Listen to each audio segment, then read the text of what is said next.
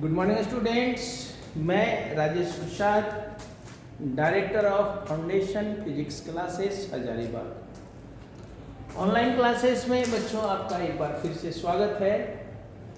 और इस वीडियो से हम लोग जितने भी लेसन्स हैं आपके सिलेबस का, उन सभी का ऑब्जेक्टिव क्वेश्चन का हम लोग, क्योंकि आपको पता है ऑब्जेक्टिव का भी वेटेज आपके एग्जाम में बहुत ज़्यादा है।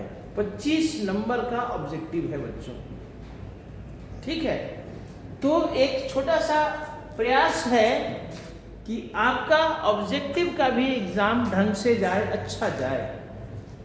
तो इसके लिए बच्चों आपके लिए फाउंडेशन फिजिक्स लाया है ऑब्जेक्टिव सीरीज का ऑनलाइन क्लास।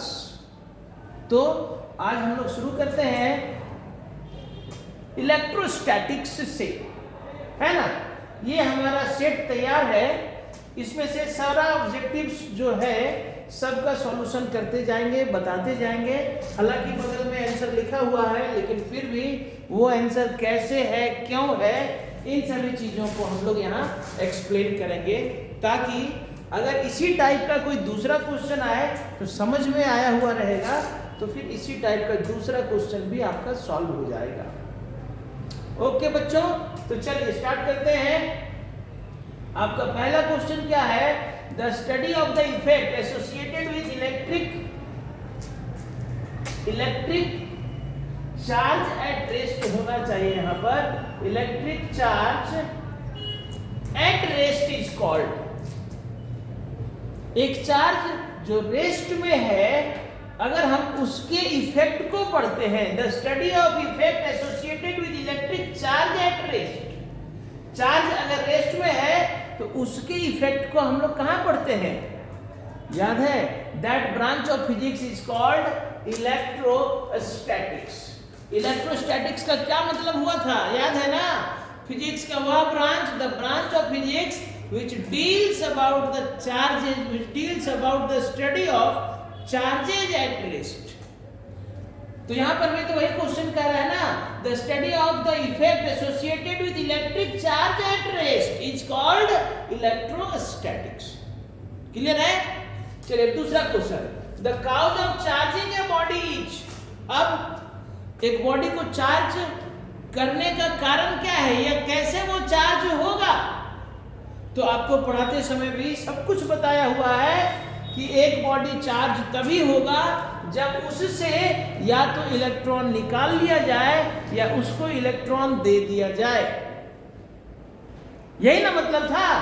तो कह रहे the cause of charging a body, cause, the cause of charging a body. एक बॉडी को चार्ज करने का काउज क्या है भाई? तो the cause of charging a body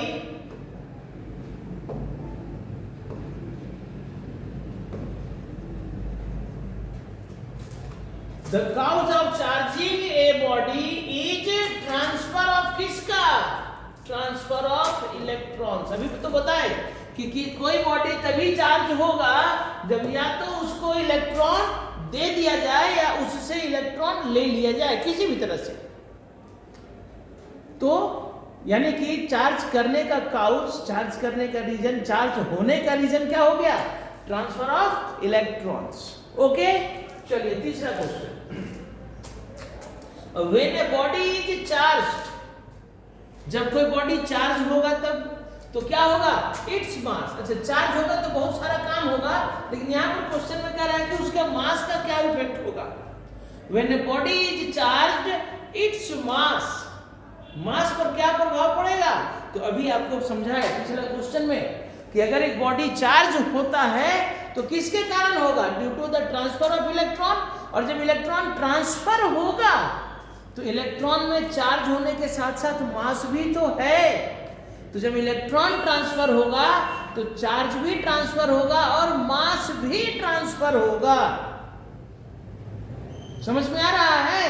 तो जब इलेक्ट्रॉन ट्रांसफर होगा तो चार्ज भी ट्रांसफर होगा और मास भी ट्रांसफर होगा। तो अगर चार्ज होने का कारण ट्रांसफर ऑफ इलेक्ट्रॉन है, तो जब इलेक्ट्रॉन ट्रांसफर हुआ होगा तो मास भी ट्रांसफर हुआ होगा। अब चूंकि इस क्वेश्चन में मेंशन नहीं है कि उसमें कौन सा इलेक्ट्रॉन गया है कि उसने इलेक्ट्रॉन लूज किया, इसका मतलब है कि मास तो चेंज करेगा, घटेगा या बढ़ेगा ये तब पता चलता जब इलेक्ट्रॉन गेन करता या लूज करता, ये दिया रहता। सिर्फ यहाँ कह रहा है body, when a body is charged its मास क्या मेनी इंक्रीज और डिक्रीज नहीं, इट इज मे इंक्रीज और डिक्रीज। इसका मास जो है इंक्रीज भी कर सकता है और डिक्रीज भी कर सकता है। आई बात समझ में? तो when a body is charged its mass may increase और डिक्रीज। इसका मास या तो बढ़ सकता है या घट सकता है, डिपेंड करेगा कि उसने इलेक्ट्रॉन का लॉस किया या गेन किया। ओके बच्चों, चलिए नेक्स्ट क्वेश्चन क्या कर रहा है, when a body becomes negatively charges its mass. अब आया क्वेश्चन, देखिए अभी वही बात कर रहे थे ना कि यहां पर पिछला क्वेश्चन में 3 नंबर में नहीं दिया था कि कैसा चार्ज है। अब आ गया क्वेश्चन कि when a body becomes negatively charges, जब एक बॉडी निगेटिवली चार्ज हो जाता है, when a body become negatively charge होना चाहिए। चलिए कोई बात नहीं, थोड़ा थोड़ा मिस्टेक है। When a body becomes negatively charge, जब कोई बॉडी निगेटिवली चार्ज होता है तो क्या होगा, इट्स मास। अब आप बताइए तो बॉडी निगेटिव चार्ज, अभी आपको बताए चार्ज होने का कारण क्या है, ट्रांसफर ऑफ इलेक्ट्रॉन। चार्ज होने का कारण ट्रांसफर ऑफ इलेक्ट्रॉन ना, तो जब इलेक्ट्रॉन ट्रांसफर होगा तो या तो इलेक्ट्रॉन आया होगा या इलेक्ट्रॉन गया होगा। लेकिन कह रहा है कि निगेटिव चार्ज कब होगा, तो निगेटिव चार्ज होने का मतलब बॉडी ने इलेक्ट्रॉन लिया होगा। अब इलेक्ट्रॉन जब उसमें आया होगा तो ऑटोमेटिक उसका मास बढ़ जाएगा, क्योंकि इलेक्ट्रॉन अपने साथ मास भी तो लाएगा। तो वही कह रहा है when a body becomes negatively charge its mass increases. आ रहा है बात समझ में? जब एक बॉडी को निगेटिवली चार्ज किया जाएगा तो इसका मास क्या हो जाएगा, इंक्रीज कर जाएगा। देखिए बगल में सबका आंसर लिखा हुआ है, लेकिन कैसे हो रहा है आए समझ में कि निगेटिवली चार्ज होने से क्या हुआ कि सर इंक्रीज कर गया। तो निगेटिवली चार्ज होने का मतलब गेन ऑफ इलेक्ट्रॉन, बॉडी में इलेक्ट्रॉन, बॉडी ने इलेक्ट्रॉन लिया होगा इसलिए निगेटिव चार्ज, और जब इलेक्ट्रॉन लिया होगा यानी इलेक्ट्रॉन अपने साथ मास भी लाया होगा तो निगेटिव चार्ज होने के साथ साथ उसका मास भी इंक्रीज कर जाएगा। ओके, चलिए नेक्स्ट क्वेश्चन क्या कह रहा है, when two sphere A and B of exactly same mass are given equal positive and negative charges respectively। Respectively का मतलब पहले A था तो A को पॉजिटिव चार्ज दिया गया और B को क्या किया गया, नेगेटिव चार्ज दिया गया रिस्पेक्टिवली। तो कह रहे there masses after charging, charge हो करने के बाद उनका मास, तो पॉजिटिव चार्ज कब आएगा और नेगेटिव चार्ज। पॉजिटिव चार्ज का मतलब क्या हो गया, लॉस ऑफ इलेक्ट्रॉन, और नेगेटिव चार्ज का मतलब क्या हो गया, अभी बताया पिछला क्वेश्चन में भी था, gain of electron. Positive charge का मतलब क्या हुआ, लॉस ऑफ इलेक्ट्रॉन, और नेगेटिव चार्ज का, तो इसने इलेक्ट्रॉन लॉस किया कौन, जिसमें पॉजिटिव चार्ज दिए। तो जब उसने इलेक्ट्रॉन लॉस किया यानी उसका मास घट जाएगा, और जिसने इलेक्ट्रॉन को गेन किया, जिसने इलेक्ट्रॉन को गेन किया, तो इलेक्ट्रॉन गेन किया यानी उसका मास क्या हो जाएगा, इंक्रीज कर जाएगा। देन मास ऑफ ए, शुरू में जब सेम मास था, एग्जैक्टली सेम मास, शुरू में सेम मास था, लेकिन अब इसका मास घट जाएगा, इसका मास बढ़ जाएगा, यानी mass of B is greater and mass of A is lesser. तो mass of B is greater, option C. देखिए आ रहा है समझ में, mass of B is greater, क्योंकि इसने इलेक्ट्रॉन गेन किया, नेगेटिव चार्ज देने का बात कर रहा है ना, इलेक्ट्रॉन में नेगेटिव चार्ज, नेगेटिव चार्ज यानी बी में नेगेटिव चार्ज यानी गेन ऑफ इलेक्ट्रॉन, ए को पॉजिटिव चार्ज यानी लॉस ऑफ इलेक्ट्रॉन। तो जब इसने इलेक्ट्रॉन का लॉस किया होगा तो मास घटेगा, बी ने इलेक्ट्रॉन गेन किया, मास बढ़ेगा, तो mass of A is less than mass of B, यानी mass of B is greater than. Okay, चलिए अब कह रहा है if a body charge by rubbing its weight, फिर तो वही बात हो गया ना, रब करने से। अब याद कीजिए, तो देखिए थ्योरी तो याद करवाते जाना होगा ना, कौन सा टॉपिक का ये क्वेश्चन है। कह रहा है कि ये body charge by rubbing it, रगड़ के चार्ज करना यानी फ्रिक्शन मेथड। तो फ्रिक्शन मेथड से जब चार्ज हुआ था तो भैया वहां भी तो इलेक्ट्रॉन ही ट्रांसफर हुआ था फ्रिक्शन के दौरान।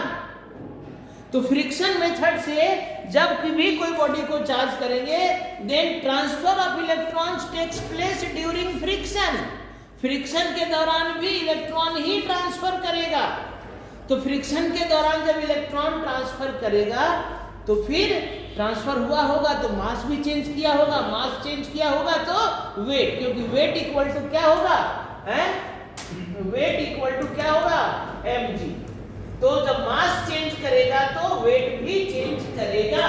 लेकिन यहां पर फिर से इस क्वेश्चन में क्लियर नहीं है, क्या नहीं है कि रगड़ने के बाद चार्ज तो हुआ, लेकिन किसमें पॉजिटिव किसमें निगेटिव, इसलिए हम एग्जैक्टली नहीं कह सकते हैं कि वेट बढ़ा होगा या घटा होगा, but there is a change in its weight. क्या हो जाएगा फिर से, मे इंक्रीज स्लाइटली और डिक्रीज स्लाइटली। क्यों भाई, क्योंकि चार्जिंग बाय रबिंग, चार्ज किया गया है रब करके, रब करके चार्ज करने का मतलब बाय फ्रिक्शन, फ्रिक्शन में भी ट्रांसफर ऑफ इलेक्ट्रॉन ही होगा।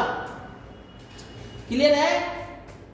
अब आइए क्वेश्चन नंबर 7, क्या कर रहा है, पॉजिटिवली चार्ज बॉडी हैज, और ये देखिए आपके एग्जाम में भी 2020 में पूछा हुआ है ना, ए पॉजिटिवली चार्ज बॉडी हैज, एक पॉजिटिवली चार्ज बॉडी है, उसमें क्या हो रहा होगा, तो सीधा आपको पहले भी बता चुके हैं पढ़ाते समय भी कि अगर चार्ज की बात करेंगे then charge is defined in terms of electron, चाहे पॉजिटिव चार्ज हो निगेटिव। अब आप कहिएगा कि सर पॉजिटिव चार्ज तो प्रोटॉन के कारण होता है, हाँ होता तो है प्रोटॉन के कारण, लेकिन बॉडी में जो चार्ज आया होगा पॉजिटिव, वो इलेक्ट्रॉन के ट्रांसफर से ही आया होगा।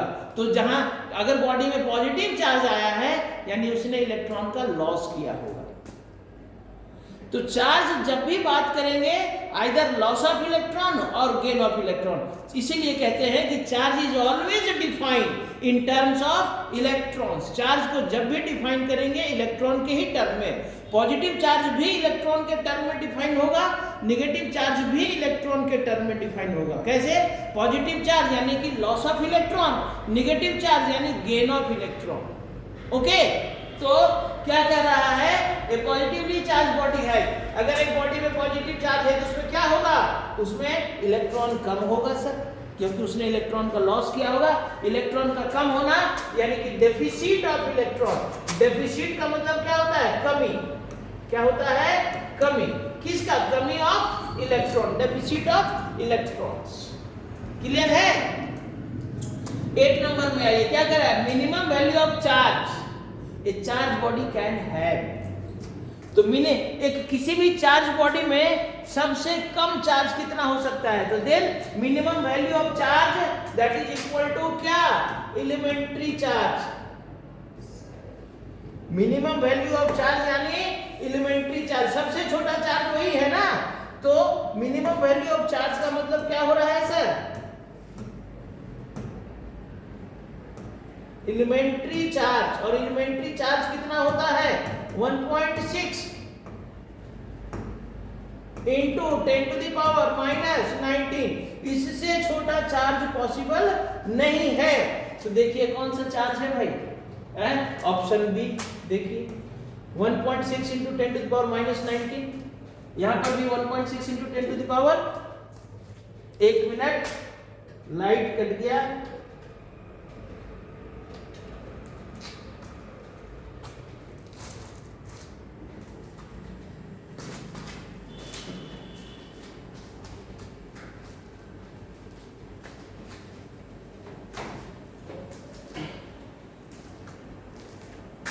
ये लाइट का समस्या है, क्या कीजिएगा।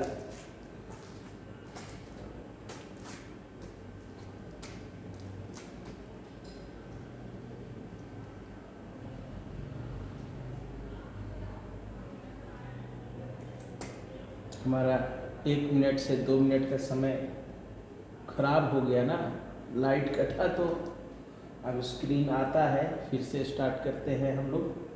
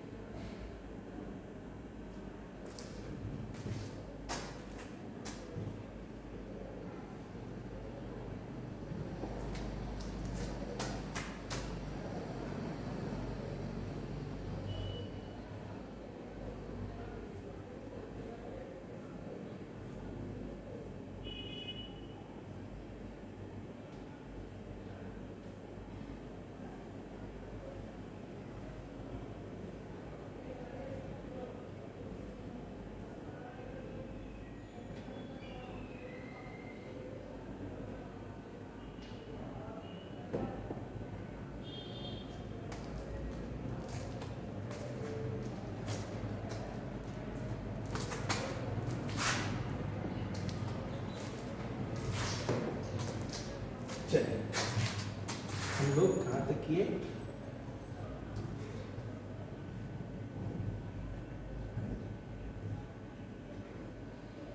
शायद 7 8 हो गया था, 8 हो गया मिनिमम वैल्यू ऑफ चार्ज, ये हो गया था ना।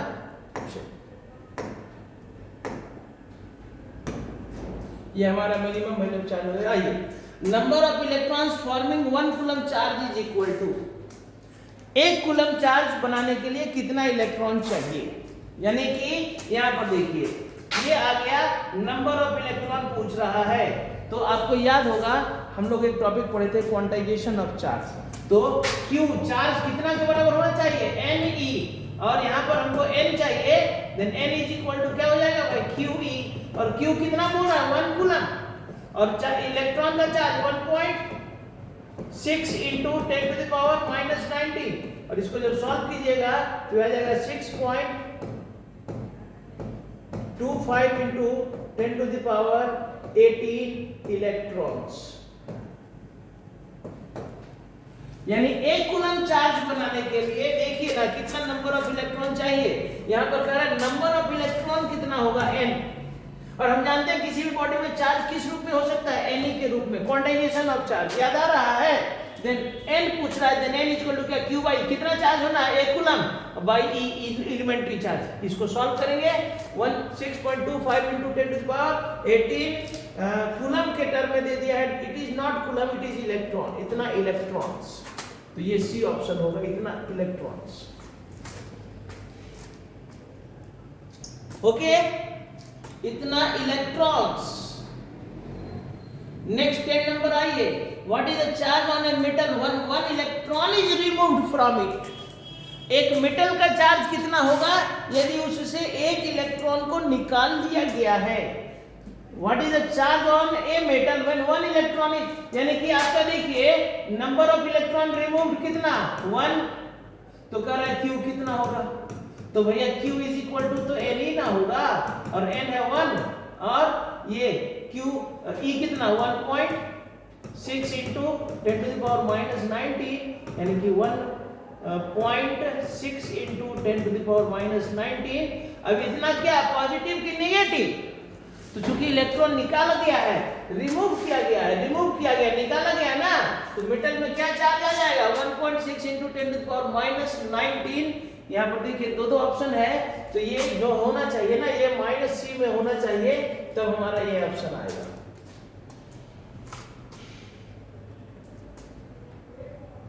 ठीक है, the existence of negative charge on a body implies that. अब देखिए तो एक बॉडी में नेगेटिव चार्ज है, इस बात का क्या मतलब है? तो नेगेटिव चार्ज है तो अभी तो बार बार बता रहे हैं, नेगेटिव चार्ज है यानी इसने इलेक्ट्रॉन को लॉस किया होगा। नेगेटिव चार्ज है मतलब इलेक्ट्रॉन लॉस,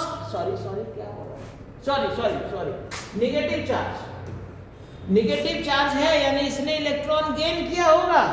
पॉजिटिव चार्ज होता तब लॉस करता, नेगेटिव चार्ज है यानी इसने इलेक्ट्रॉन गेन किया होगा, बस यही तो इंप्लाइज दैट है, यही इंप्लाइज है मतलब a body existence, the existence of negative charge in a body implies that क्या gain of acquired sum of electron from outside, ये ऑप्शन, इसने इलेक्ट्रॉन लिया होगा तब तो नेगेटिव चार्ज आया है।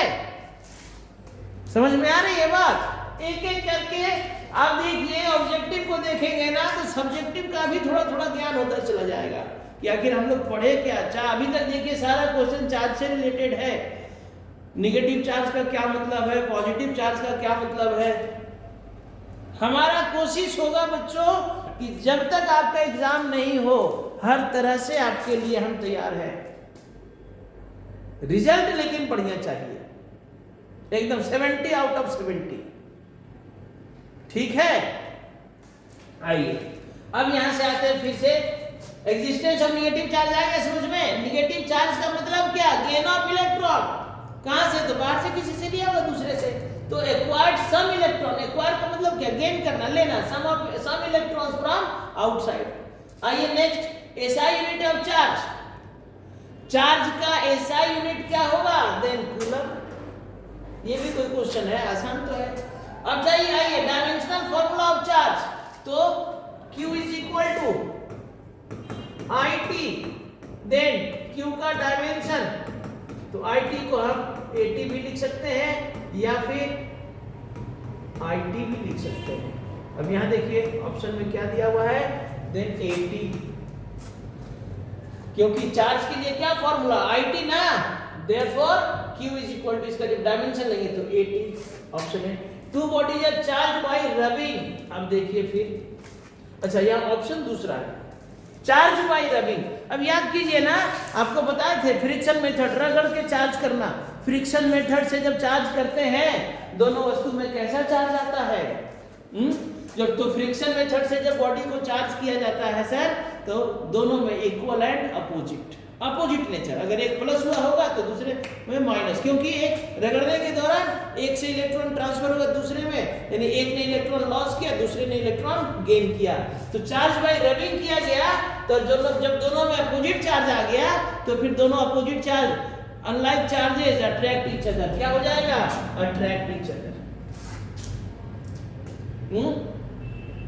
समझ में आ रहा है क्यों सर अट्रैक्ट ईच अदर, क्योंकि रगड़ने के बाद बॉडी में कैसा चार्ज होता है, तो रगड़ने के बाद बॉडी में दोनों बॉडी जिनको आपस में रगड़ा गया है बोथ एक्वायर अपोजिट चार्जेस, दोनों में अपोजिट चार्ज हो जाता है।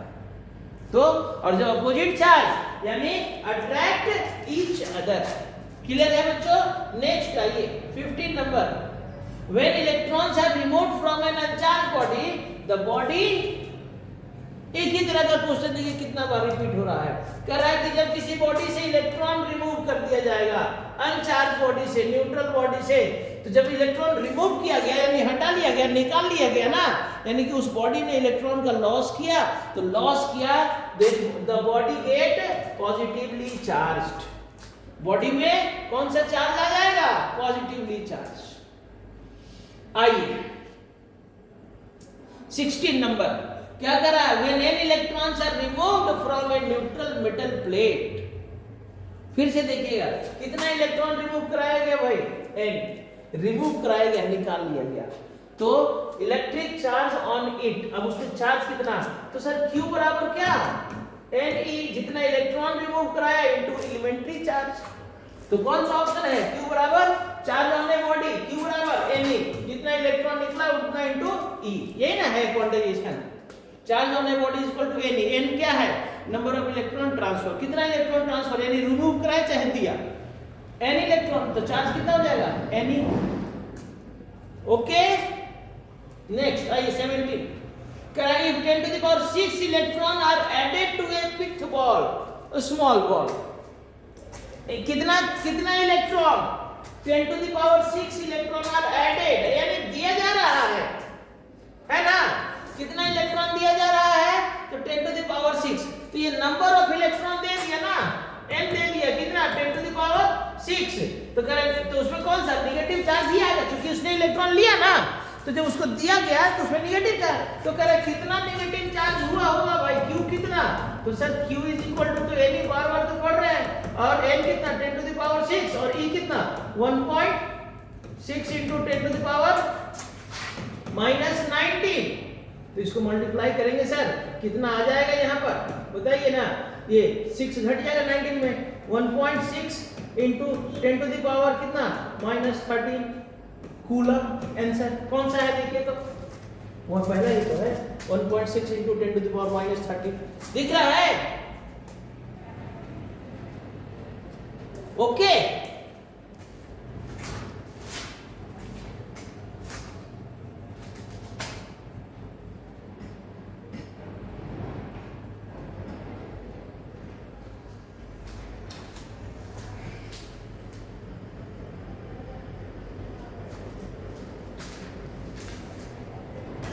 चलिए आ जाइए 18 नंबर में।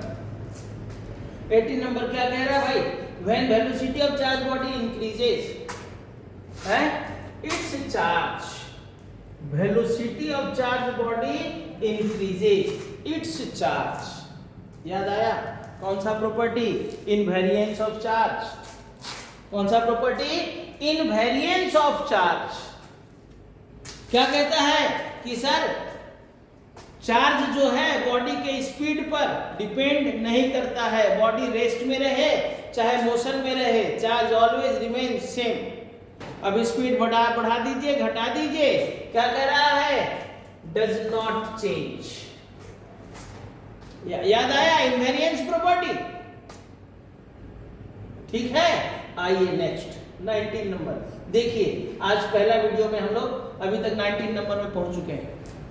अरे भाई बहुत जल्दी हो जाएगा, टेंशन नहीं लेना है, बस आपको मन लगाकर कि मेरे द्वारा बोला गया काम को कर लेना है। कभी हमारे दिमाग से चलिए ना, ज्यादा मजा आएगा। आइए, if Q be the charge on a body at rest, then the charge on body when it is moving with speed भी। अरे तो वही क्वेश्चन है 18 नंबर। अभी हमने क्या कहा कि चार्ज रेस्ट में रहे चाहे मोशन में रहे, चार्ज में कोई डज नॉट चेंज, कोई प्रभाव नहीं पड़ेगा। अब इस क्वेश्चन में क्या कह रहा है कि if Q be the charge on a body at rest, अगर एक बॉडी रेस्ट में है और उसमें चार्ज कितना है, क्यू है। एक बॉडी रेस्ट में है और उसमें कितना चार्ज है, क्यू है। तो the charge on the body when it is moving with speed, तो भैया रेस्ट से वेलोसिटी v से चले चाहे लाइट के वेलोसिटी से चले, चार्ज को कोई प्रभाव नहीं पड़ेगा, charge always remains same, charge does not change on the speed of the body. Clear है। आइए 20 नंबर में, an apparatus to detect charge on a body is called gold leaf telescope. ठीक है यहां तक। चलिए 20 हुआ, 5 क्वेश्चन और करेंगे, एक दिन में 25 क्वेश्चन करते हैं। तो हमारा आज तो चूंकि स्टार्टिंग है तो थोड़ा सा आदत डालना हो ना आप लोग को, ताकि वीडियो देखिए, ज्यादा लंबा वीडियो पहले दिन बोर हो जाइएगा। लेकिन कोशिश करेंगे एक दिन में 30 से 40 क्वेश्चन, ताकि एक लेसन को 2 से 3 दिन में कर लें सारा ऑब्जेक्टिव को, और आपका 40 से 45 मिनट का वीडियो जाएगा, सारा ऑब्जेक्टिव आपका हो जाएगा। चलिए देखा जाए क्या हो रहा है। The electrostatic force between 2 point charges Q1 separated by distance R, याद है coulomb's law. The force between 2 point charges F is equal to कितना भाई, K Q1 Q2 bye R²। कौन सा ऑप्शन है, दो चार्ज के बीच का फोर्स। अगर दो चार्ज Q1 और Q2, क्या कह रहा है, the electrostatic between 2 point charge Q1 and Q2 separated by A distance R, तो इनके बीच फोर्स कितना लगेगा, K Q1 Q2 bye R²। कौन सा लॉ, कूलम्ब्स लॉ। कौन सा ऑप्शन है, देखिए पहला ही तो ऑप्शन है, K Q1 Q2 bye R²। अब यहाँ पर ये जो फोर्स है चार्ज पर डायरेक्टली डिपेंड किया, डिस्टेंस पर इनवर्सली। अगला question, the electrostatic force between 2 point charge varies with distance R between them as, कैसे, दो चार्ज के बीच का जो फोर्स है वो डिस्टेंस पर कैसे वेरी कर रहा है। तो देखिए ना, स्क्वायर का इनवर्सली, ये तो लॉ का डायरेक्ट स्टेटमेंट है कि फोर्स जो है दोनों चार्ज के बीच का जो डिस्टेंस है उसके स्क्वायर के इनवर्सली डिपेंड करेगा। The force between 2 point charges is inversely proportional to the square of the distance between them.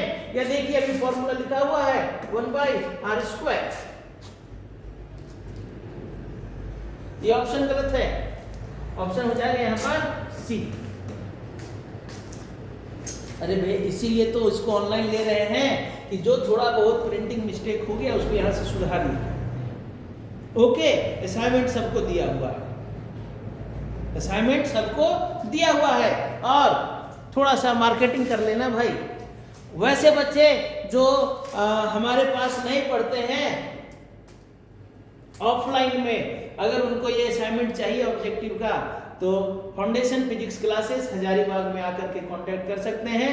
ये असाइनमेंट आपको फ्री तो नहीं मिलेगा बाबू, फुल असाइनमेंट, पूरा लेसन का असाइनमेंट ऑब्जेक्टिव प्लस सब्जेक्टिव का चार्ज है 200 रुपीज। ओके बच्चों, चलिए देखा जाए। हालांकि आप इसको किसी दोस्त से भी लेकर के जेरॉक्स करवा सकते हैं, वहां पर भी आपको 200 से ज्यादा ही पड़ेगा। हम चूंकि एक साथ बल्क में जेरॉक्स करवाते हैं इसलिए थोड़ा कम पड़ता है, इसलिए ये it is not for earning, ये बस हेल्प है स्टूडेंट का। चलिए देखा जाए 23 नंबर क्वेश्चन क्या कह रहा है, if the distance between two charge particles is doubled. अब देखिए ना, अभी तो बात हो रहा था कि सर डिस्टेंस के स्क्वायर का इनवर्सली, इनवर्सली मतलब डिस्टेंस बढ़ेगा तो फोर्स घट जाएगा, कितना घटेगा उसका square times are square.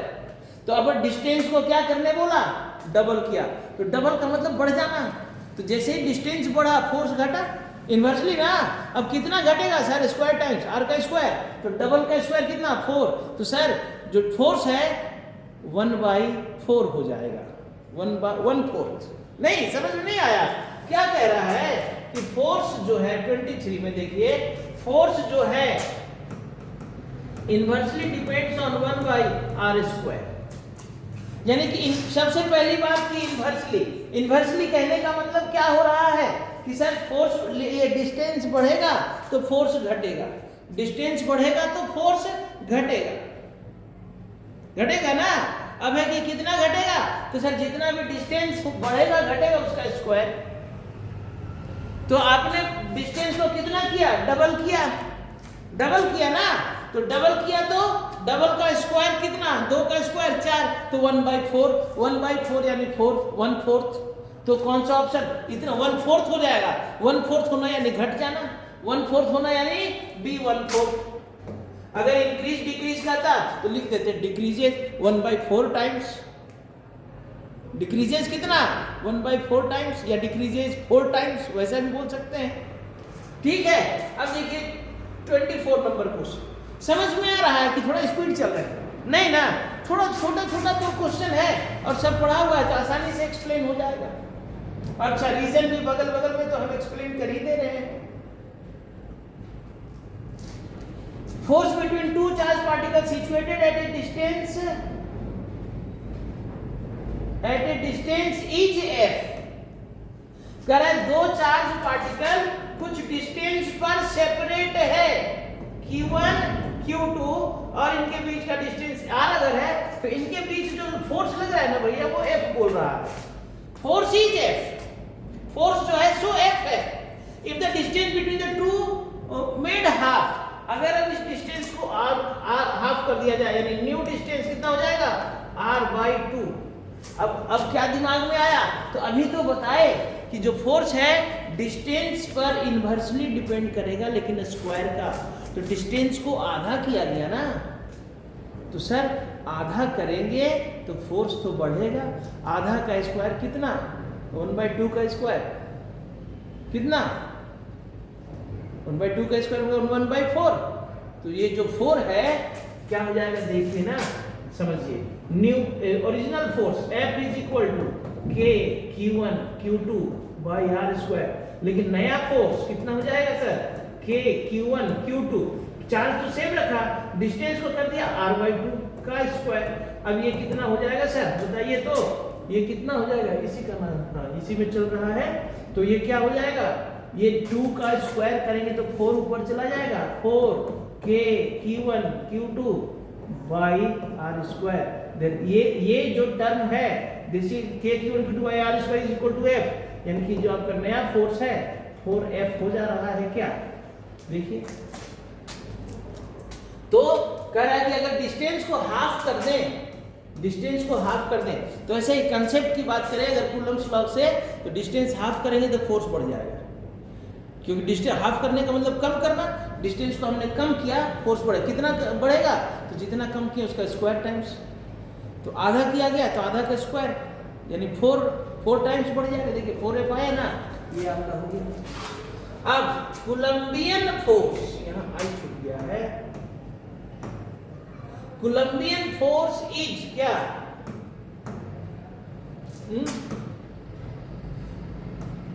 Colombian force is कैसा फोर्स है भाई? Coulombian force is electric force and also central force. Coulomb's law में हम लोग जब वेक्टर फॉर्म पढ़ते हैं तो इंपॉर्टेंस ऑफ कूलम्ब्स लॉ बताए थे। It is a central force and also electric force, यानी कि both option C, both A and B. देखिए ऑप्शन सी है। सेंट्रल फोर्स का मतलब बताया जा चुका है, acting along a straight line. Okay बच्चों, तो आज हम लोग 25 नंबर क्वेश्चन तक कर लेते हैं। यहां तक बच्चों आप लोग जरूर से जरूर रिवाइज करके रखिएगा। सारा क्वेश्चन आप 1 से 2 बार वीडियो देखिएगा, हमको लगता है सारा कंसेप्ट दिमाग में आ जाएगा। चार्ज क्या है, कैसे चार्ज करेंगे, चार्ज होने का मतलब क्या हुआ, transfer of electron, negative charge का मतलब क्या हुआ, पॉजिटिव चार्ज का मतलब क्या हुआ, चार्ज का यूनिट क्या हुआ, चार्ज का डायमेंशन क्या हुआ, अगर इलेक्ट्रॉन निकालेंगे तो बॉडी में कौन सा चार्ज होगा, इलेक्ट्रॉन देंगे बॉडी में कौन सा चार्ज होगा, अगर 10⁶ इलेक्ट्रॉन दिया गया तो कितना चार्ज होगा। ये सारा क्वेश्चन छोटा छोटा क्वेश्चन है, एक कंसेप्ट बिल्डिंग क्वेश्चन है। सारा कुछ याद रखिएगा, वीडियो को मन लगा के सुनिए, सब कुछ याद होता चला जाएगा। नेक्स्ट इसी तरह का कोई भी ऑब्जेक्टिव पूछेगा आपको कोई दिक्कत नहीं होगा। कल हम लोग 26 से स्टार्ट करेंगे, याद रखेंगे क्वेश्चन नंबर 26 इलेक्ट्रोस्टैटिक्स। ओके बच्चों, तो हैव अ नाइस डे।